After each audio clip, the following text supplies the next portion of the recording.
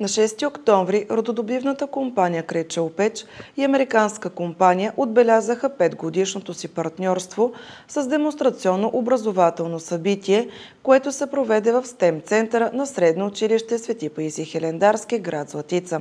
На събитието, чийто домакин беше директора на училището Емилия Тодорова, присъстваха още началникът на регионално управление на образованието София област Росица Иванова, инженер Цветомир Велков, генерален мениджър на рудничната компания, професор доктор инженер Илия Гърков, старши вице-президент оперативни дейности в Европа на рудничната компания, Рафи Джабраян, вице-президент продажби и бизнес развитие на американската компания, Сергей Михалев, главен инженер технически служби и директори на различни звена в компанията, Николай Кръстев, директор на частна профилирана гимназия с чуждоезиково обучение Челпеч, ученици и учители от двете средни училища.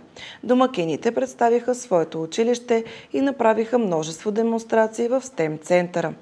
Ученици от училището домакин и от частната гимназия имаха възможност да участват в демонстрация на най-новото поколение самообучаващ се дрон, който работи под земята в рудник Челпеч, и в разговор за значението на образованието, създаването на високи технологии и предприемачеството.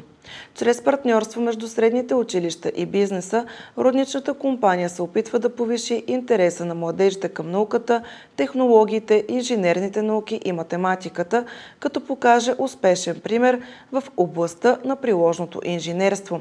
Тези области са в основата за създаването на иновативни технологии, като автономния самообучаващ се дрон. Повече за разработването и усъвършенстването на дрона разказаха Рафи Джабраян и Сергей Михалев. Росица Иванова сподели задоволство от развитието на образованието в района, което подготви необходимите за бизнеса кадри.